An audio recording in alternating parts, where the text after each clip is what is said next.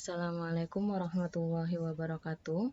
Di video ini akan menjelaskan materi mengenai konsep anggaran untuk mata kuliah akuntansi sektor publik di minggu keempat. Nah, jadi konsep anggaran di sini adalah anggaran untuk sektor publik, khususnya untuk pemerintahan. Oke, lanjut. Nah, seperti yang kita tahu bahwa memang ketika kita mendengar istilah kata anggaran itu memang biasanya ditujukan atau sering terfikirkan untuk organisasi sektor publik di instansi pemerintahan, karena memang anggaran biasanya kalau di sektor swasta itu bersifatnya opsional, atau juga memang anggaran yang dibuat di sektor swasta biasanya hanya untuk keperluan internal saja gitu, tidak dipublikasikan. Sedangkan kalau di sektor publik, khususnya di pemerintahan, anggaran ini bersifat mutlak, artinya seluruh instansi pemerintahan itu diwajibkan untuk membuat anggaran yang berkaitan dengan keuangan mereka. Nah, anggaran itu sendiri merupakan salah satu aktivitas yang tidak dapat dipisahkan dari proses akuntansi manajemen secara keseluruhan. Jadi memang proses pembuatan anggaran ini merupakan bagian dari proses akuntansi manajemen di dalam sebuah organisasi sektor publik gitu. Oke. Nah, oleh karena itu, pembahasan berikutnya adalah mengenai akuntansi manajemen di sektor publik. Kita lihat proses akuntansi manajemen di sektor publik bahwa di sini kita bisa melihat ya adanya perbedaan indikator kinerja antara di sektor swasta dengan di sektor publik. Di sektor swasta biasanya pengukuran kinerjanya atau indikator-indikator yang dijadikan sebagai pengukur kinerja adalah yang berkaitan dengan finansial gitu atau keuangan, karena memang tujuan mereka di sektor swasta itu biasanya lebih fokus ke keuangan atau ke keuntungan gitu. Mereka gimana caranya bisa menghasilkan keuntungan yang sebesar-besarnya. Itu kalau di sektor swasta. Sedangkan indikator kinerja di sektor publik itu berbeda, karena memang di sektor publik itu seperti yang sudah disinggung di materi-materi sebelumnya juga, bahwa sektor publik itu lebih mengutamakan kesejahteraan sosial, artinya lebih mengutamakan kepentingan publik di atas kepentingan-kepentingan lainnya. Misalnya yang berkaitan dengan keuangan itu tidak terlalu concern ke sana gitu kalau misalnya sektor publik, karena memang seperti yang kita tahu bahwa OSP atau organisasi sektor publik itu merupakan non profit oriented gitu. Jadi mereka orientasinya tuh bukan ke profit atau keuntungan. Oke, kemudian proses akuntansi manajemen merupakan integrasi yang tidak terpisahkan antara perencanaan dan pengendalian. Jadi memang ketika kita berbicara mengenai Akmen atau akuntansi manajemen terutama di sektor publik, itu berarti pembahasannya adalah integrasi, atau integrasi itu pengintegrasian antara planning dengan kontrol atau perencanaan dengan pengendalian, di mana perencanaan itu sendiri di sini terdapat dua jenis nih. Ada perencanaan strategis dan ada perencanaan operasional. Untuk perencanaan strategis itu adalah perencanaan yang dibuat untuk menentukan tujuan dan sasaran yang bersifat mendasar, artinya yang bersifat fundamental gitu. Nah, dalam perencanaan ini, penentuan tujuannya itu adalah penentuan tujuan secara keseluruhan. Jadi bukan per misalnya divisi A, divisi B, atau misalnya unit-unit tertentu, itu enggak. Tapi kalau misalnya berbicara perencanaan strategis itu yang pertama bersifat fundamental atau dasar, kemudian dia juga bersifatnya itu secara keseluruhan, full organisasi, satu organisasi secara keseluruhan. Sedangkan kalau perencanaan operasional itu merupakan perencanaan yang digunakan untuk mengimplementasikan tindakan yang perlu dilakukan untuk mencapai tujuan dan sasaran yang bersifat fundamental. Jadi, yang perencanaan operasional ini merupakan rencana yang akan dilakukan untuk mencapai perencanaan strategis gitu kurang lebihnya. Oke, lanjut. Di sini di dalam proses akuntansi manajemen sektor publik itu ada beberapa tahap yang perlu gitu, atau tahap-tahap penting dari proses perencanaan dan pengendalian. Tadi kan dikatakan bahwa proses akuntansi manajemen di sektor publik itu kan mengintegrasikan antara planning dengan kontrol kan. Makanya di sini ada beberapa tahap-tahap penting dari proses planning dan kontrol tersebut. Nah, di sini ada 5 tahap. Yang pertama adalah perencanaan tujuan dan sasaran dasar, atau tadi di sini disinggung sebagai perencanaan strategis. Kemudian yang kedua ada perencanaan operasional, yang ketiga adalah penganggaran, yang keempat adalah pengendalian dan pengukuran, dan yang terakhir adalah pelaporan, di mana dalam pelaporan juga ada analisis dan feedback. Oke, kita lihat dulu dari kelima tahap ini. Untuk planning atau tujuan dasar dan sasaran itu berada di luar siklus ya, berada di luar siklus. Hal ini dikarenakan ketika satu atau sebuah instansi, misalnya instansi pemerintahan, ingin menentukan tujuan dan sasaran dasar dari instansi tersebut gitu.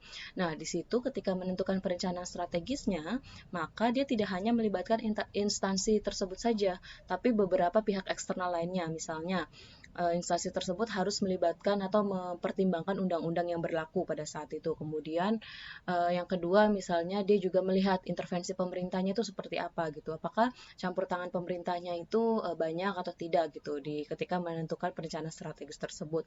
Dan yang ketiga juga seperti yang kita tahu bahwa di Indonesia memang iklim politik di semua instansi itu sangat kental ya. Makanya kenapa si perencanaan strategis itu adanya di luar siklus, karena memang menentukan perencanaan strategis itu harus mempertimbangkan beberapa pihak yang ada di luar instansinya gitu. Nah, selanjutnya setelah tujuan dasarnya itu ditentukan dengan mempertimbangkan saran-saran dari pihak-pihak di luar instansi, barulah kemudian di dalam instansinya itu menentukan perencanaan operasional.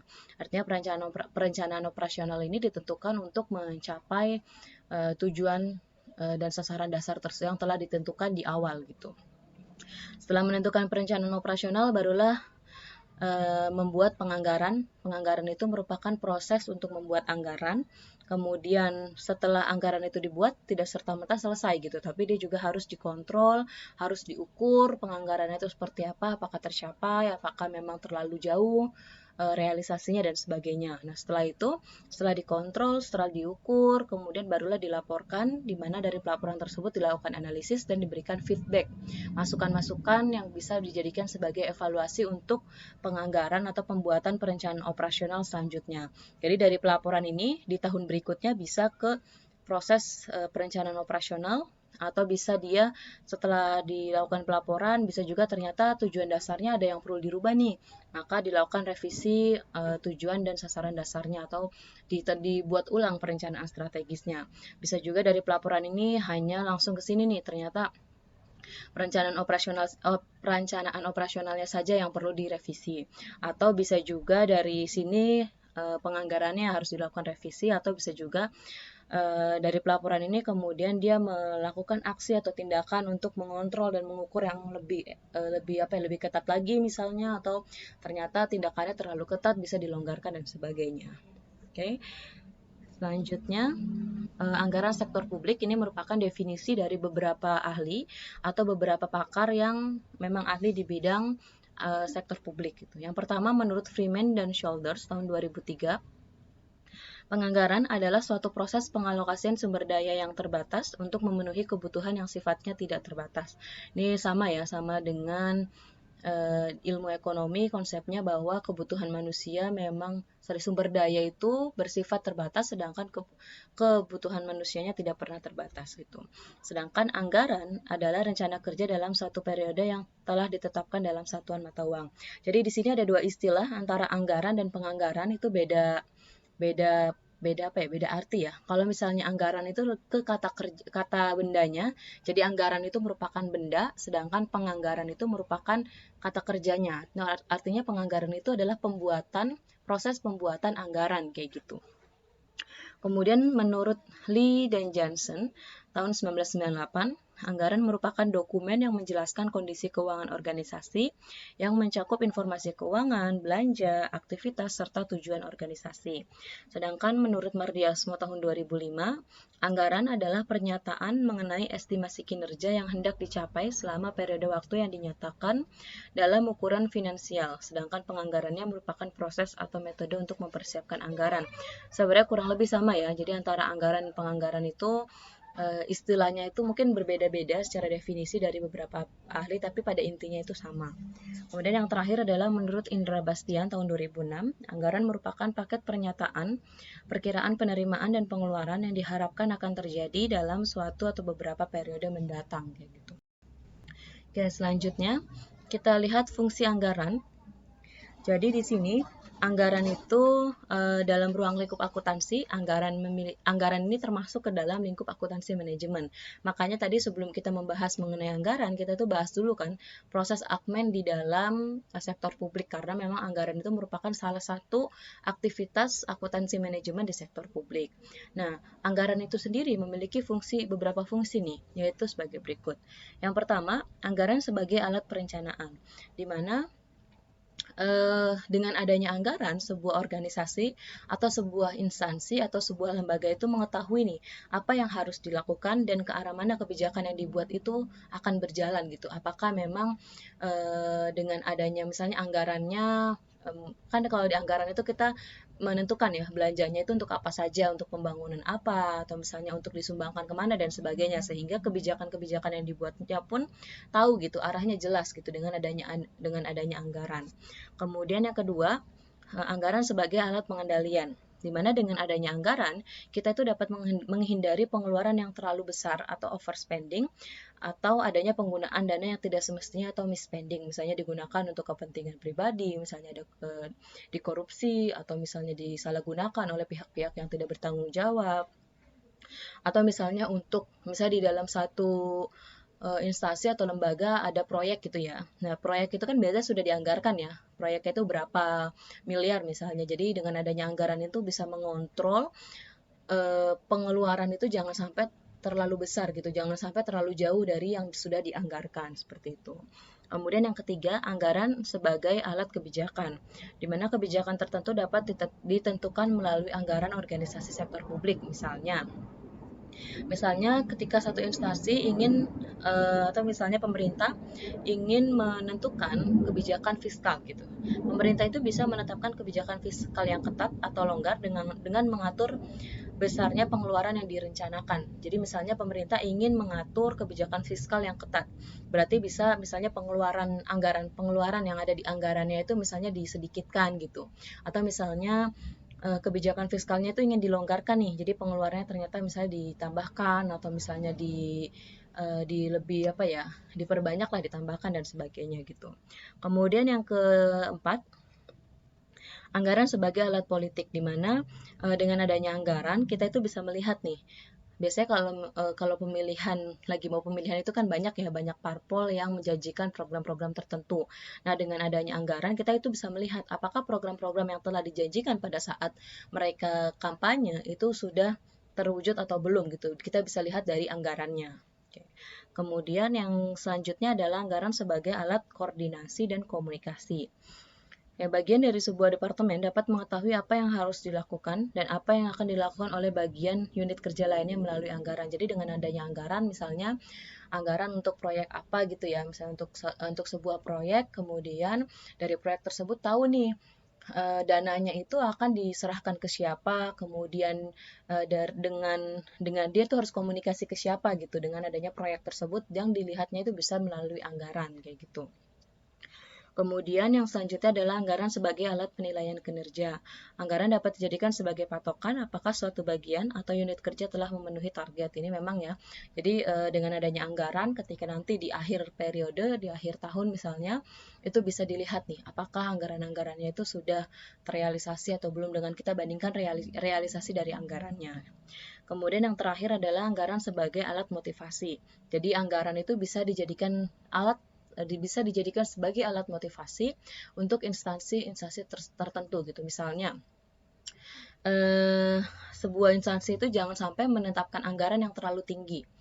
Jadi sehingga nanti misalnya tidak bisa tercapai tujuannya. Misalnya ketika menentukan pendapatan gitu ya, misalnya menganggarkan pendapatan, jangan sampai menganggarkan pendapatan yang terlalu tinggi, takutnya nanti ketika berjalan itu ternyata pendapatannya tidak bisa tidak tercapai kayak gitu. Kemudian jangan juga anggaran itu dibuat terlalu rendah karena terlalu mudah dicapai. Misalnya tadi pendapatannya biasanya misalnya setiap tahun itu menghasilkan pendapatan 1 miliar, terus dianggarkannya untuk tahun depan itu dia hanya misalnya 100 juta, itu kan terlalu mudah ya dicapainya, jadi terlalu jauh. Jadi sebenarnya anggaran itu ya dibuat agak tinggi, tapi gimana caranya bisa tercapai gitu. Jangan sampai terlalu tinggi juga. Jangan sampai melebihi kemampuan dari instansi tersebut. Oke, selanjutnya Kita lihat jenis-jenis anggaran. Di sini ada 5. Yang pertama anggaran operasional dan anggaran modal. Yang kedua anggaran berdasarkan pengesahan. Yang ketiga anggaran dana umum dan anggaran dana khusus. Yang keempat anggaran tetap dan anggaran fleksibel. Yang kelima anggaran eksekutif dan anggaran legislatif.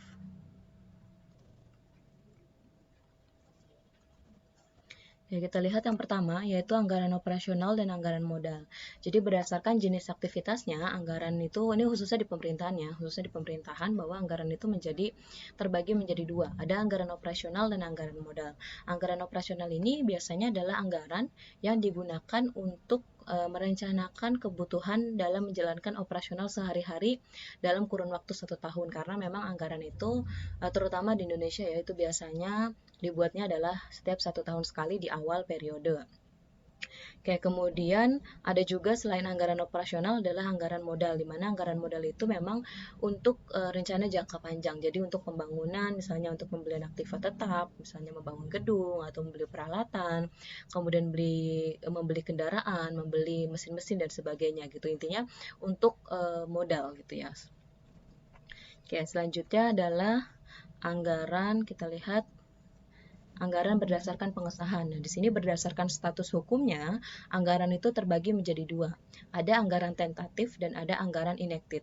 Di mana anggaran tentatif itu merupakan anggaran yang tidak memerlukan pengesahan dari lembaga legislatif, karena kemunculannya itu dipicu oleh hal-hal yang tidak direncanakan sebelumnya. Misalnya adanya bencana alam yang membutuhkan pengeluaran yang lebih besar gitu ya. Itu bisa dikatakan sebagai anggaran tentatif. Sedangkan kalau anggaran enacted itu merupakan anggaran yang sudah direncanakan, di mana pembuatan anggarannya itu sudah direncanakan, kemudian sudah dibahas dan sudah disetujui juga oleh lembaga legislatif begitu. Kemudian selanjutnya adalah ada anggaran dana umum dan anggaran dana khusus. Dalam pemerintahan seperti yang kita tahu bahwa dana itu di dalam suatu negara itu ada namanya dana umum dan ada dana khusus. Kalau kalian pernah bermain monopoli itu kan kita tahu juga ya, ada dana umum dan ada dana khusus kan. Di mana dana umum itu digunakan untuk membiayai kegiatan pemerintah yang bersifat umum dan sehari-hari gitu. Sedangkan dana khusus itu biasanya dicadangkan atau dialokasikan khusus untuk tujuan tertentu. Misalnya kalau dana khusus itu ada namanya debt service fund yang mana digunakan untuk pembayaran hutang. Jadi anggarannya itu digunakan untuk menyicil hutang-hutang yang melilit negara tersebut kayak gitu. Kemudian kita lanjut, ada anggaran tetap dan ada anggaran fleksibel. Di mana dalam anggaran tetap itu memang jumlah anggarannya itu sudah ditentukan di awal. Di mana jumlah tersebut itu tidak boleh melebihi meskipun ada kegiatan tambahan di dalam satu instansi gitu.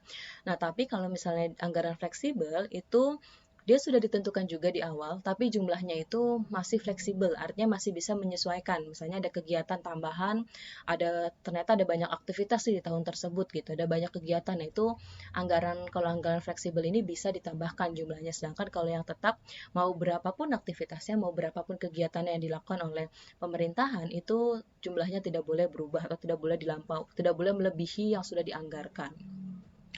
Kemudian selanjutnya ada anggaran eksekutif dan ada anggaran legislatif. Kalau anggaran eksekutif itu jadi si anggaran eksekutif dan anggaran legislatif ini merupakan jenis anggaran berdasarkan penyusunannya ya. Di mana anggaran eksekutif itu merupakan anggaran yang disusun oleh lembaga eksekutif. Dalam hal ini adalah pemerintah. Jadi eksekutifnya itu adalah si pemerintah. Kemudian kalau anggaran legislatif itu adalah anggaran yang disusun oleh lembaga legislatif tanpa melibatkan pihak eksekutif, tanpa melibatkan pihak pemerintahan kayak gitu. Kemudian selain itu juga ada yang dikatakan dengan anggaran bersama atau joint budget, yaitu anggaran yang disusun bersama-sama nih antara lembaga eksekutif dengan lembaga legislatif. Oke, selanjutnya kita lihat ada siklus anggaran. Di sini siklus anggaran itu ada 5 tahap. Yang pertama tahap persiapan, yang kedua persetujuan lembaga legislatif, yang ketiga administrasi, keempat pelaporan, dan yang terakhir adalah pemeriksaan. Sebenarnya kurang lebih hampir sama ya dengan yang ada di swasta gitu. Ketika pihak swasta itu membuat pelaporan keuangan gitu ya. Tapi ini kita berbicaranya mengenai anggaran. Nah, di sini di siklus anggaran, yang pertama itu adalah persiapan tentunya, di mana pihak pembuat anggaran itu harus menyiapkan dulu format anggarannya seperti apa. Kemudian juga di mana setiap unit di pemerintahan itu mengajukan anggaran yang dikonsolidasi. Jadi kan kalau di pemerintah itu kan dari unit dari pemerintah, kemudian ada ada instansi, kemudian ada satuan kerja, di bawahnya ada unit-unit dan sebagainya gitu, di mana setiap unit atau satuan kerja itu biasanya mengajukan anggaran untuk lembaga mereka gitu, diajukan untuk dikonsolidasikan ke anggaran pusatnya. Kemudian setelah diajukan anggaran yang akan dikonsolidasi, baru dilakukan review, kemudian disetujui oleh kepala pemerintahan. Nah, setelah disetujui oleh kepala pemerintahan, baru anggaran tersebut kemudian diajukan nih ke lembaga legislatif, di mana di lembaga legislatif ini nanti ditentukan persetujuannya, apakah anggaran tersebut akan dipertimbangkan apakah disetujui atau ditolak, atau mungkin bisa dilakukan revisi kembali gitu, baru dilakukan tinjauan ulang atau review ulang. Setelah diajukan, kemudian dilakukan administrasi. Nah, di sini setelah anggaran itu disetujui, kemudian disahkan, baru anggarannya itu dilaksanakan kan, di mana pelaksanaan anggaran itu bersamaan dengan dilakukannya proses administrasi, yaitu berupa pencatatan pendapatan dan belanjanya. Jadi kayak misalnya kalau di laporan keuangan itu kita menjurnal, kemudian membuat penyesuaian dan sebagainya gitu. Kemudian setelah kita mencatat pendapatan dan bebannya atau belanja-belanjanya, kemudian kita buat laporannya. Di mana laporan ini biasanya dilakukan pada akhir periode atau misalnya di waktu-waktu tertentu, misalnya ingin diadakan rapat, atau misalnya ingin di review, atau misalnya ingin dilihat kinerjanya dan sebagainya gitu.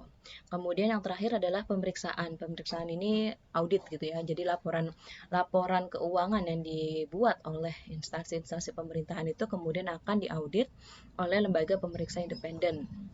Gitu. Di Indonesia itu ada Badan Pemeriksa Keuangan atau BPK yang mengaudit atau memeriksa laporan keuangan dari instansi-instansi pemerintahan.